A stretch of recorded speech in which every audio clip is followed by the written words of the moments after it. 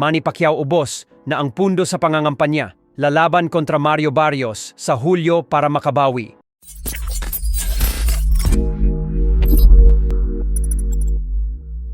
So usap-usapan ngayon sa boxing community na maglalaban ang ating pambansang kamao, Manny Pacquiao, at ng current WBC welterweight world champion Mario Barrios sa buwan ng Hulyo ngayong taon.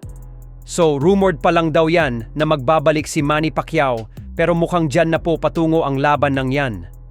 Nabanggit din kasi ng promoter ng Matchroom na si Eddie Hearn na nababalitaan daw niyang maglalaban si Manny Pacquiao at Mario Barrios kaya hindi nila hinahabol si Mario Barrios para labanan ng bata niyang si Unified Welterweight World Champion Jaron Ennis. Kapag natuloy ang Manny Pacquiao versus Barrios at manalo itong si Pacquiao, legacy na naman po yan para kay Pacquiao. Hindi po inaasahan na muling lalaban si Pacquiao sa isang world title fight, lalo pat kasalukuyang itong abala sa pangangampanya para sa nalalapit na senatorial elections. Bukod dyan, ay may edad na ding 46 na taong gulang si Pacman kaya hindi na magandang ideya pa para sa kanya ang tumuntong sa isang professional boxing fight tapos world champion pa ang kanyang hahahanapin. Alam naman kasi na ating lahat na noong lumaban siya sa Japanese kickboxing champion Rukyaan po itong nakalipas na taon lamang, ay hindi na gaano magandang ipinakita niyang performance kung saan ilang beses siyang nayanig sa mga solidong suntok na ipinapatama sa kanya ng hapon. Siyempre dala na din ito ng kanyang tumatandang edad, subalit malaki po talaga ang posibilidad na mangyayari ang laban ni Pacquiao at Barrios sa Hulyo.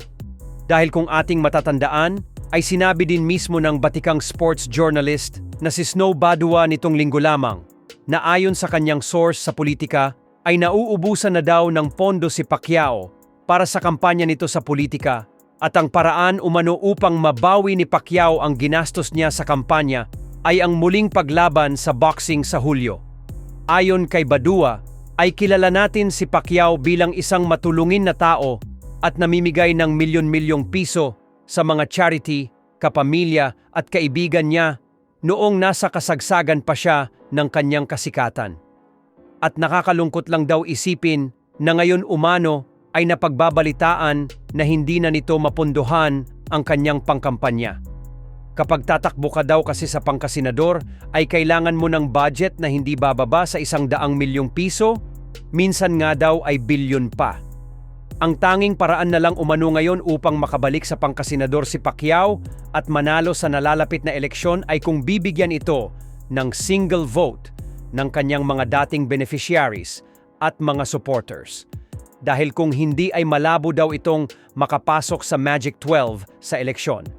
Tandaan umano natin na sa bagong inilabas na SWS survey ay nasa ika-12 pwesto si Pacquiao. Pababa na po ng pababa ang kanyang ranggo sa survey kumpara noong umpisa pa lang ng kampanya. Dagdag pa ni Badua na kapag tuluyang natalo si Pacquiao ay posibleng mawala na ang kanyang liga na MPBL at ang blow-by-blow boxing.